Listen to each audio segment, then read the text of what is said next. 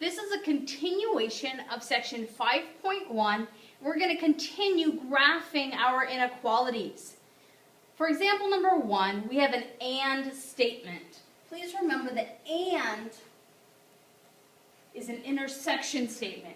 We want to know what is true for both. So if I graph these on a number line, I'm going to want to see 0, 3, and 12. To graph n is greater than 3, I'm going to start at 3 and my circle is open as it is not equal to it. And I'm going to graph to the right because it's everything greater than that. When I look at n is less than 12, I would start at 12. It's again an open circle. And I want everything less than that. Now hopefully you would agree with me that this area right here is the intersection. That's what's true for both. So my solution is going to look like this. I have open circles at 3 and 12. Maybe I should do that in a different color. I have open circles at 3 and 12, and I have shaded everything in between. This is the graph of my solution. All right, let's graph this next one. I have two inequalities going on. In this first inequality, I'm looking at 4 and 10. Let's shimmy in our 0 down here. And s is equal to both of these values. So I have closed circle here and a closed circle here. S is less than 10 and greater than 4, so I shade in the middle. Then I also have this inequality right here, and we'll use another color. S is less than or equal to 6. So when I have 6 right here, it's equal to it, so I have a closed circle. And this everything less than 6. So if I look at these two graphs and I want the intersection or the AND of these two graphs, hopefully you can all see this is where they're intersecting right here. My solution is the intersection. I have 4 and 6 and everything that is in between. And if it helps you to see that in a different color, there we go. Everything in between. All right, one more AND statement. Let's graph v is less than -3 and v is greater than 6. Here I have -3, 0, and 6.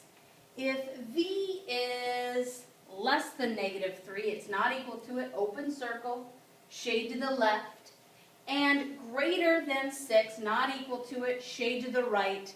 Where's my intersection? There's absolutely nothing that both graphs have in common. So my solution is an empty graph.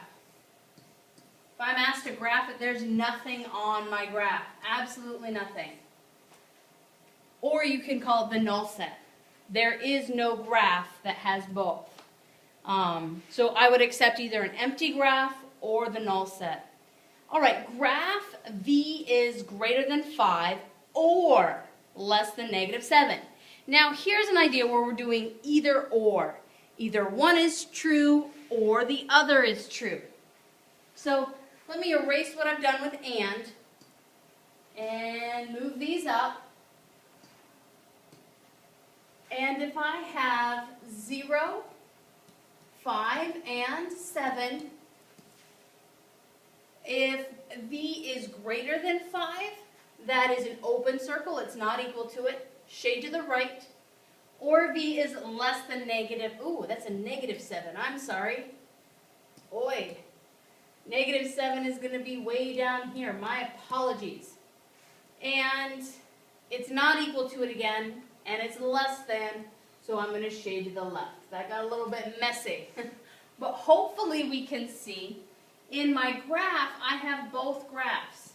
Your solution should look like this, 0, 5, and -7. You have graphs here, and there's no intersection, but that's okay because it's an or statement, so we're done. If I had written it in interval notation, notice that I would have gone from negative infinity to negative 7, and I would union that with 5 to positive infinity. All right, last but not least, graph x is less than 3 or greater than 1. Here's 0, 1, and 3. Less than 3 or greater than 1. Hopefully you would agree with me that everything on this graph is graphed. So my solution would look like this. It would include everything. It goes on forever. All right, I would like you to practice a little bit of your inequality graphing. So for tomorrow, I would like these 4 problems. I would like you to graph each of these inequalities and then try this one with an and statement. First solve it, then graph it, and find the and statement or the intersection. And I will see you tomorrow.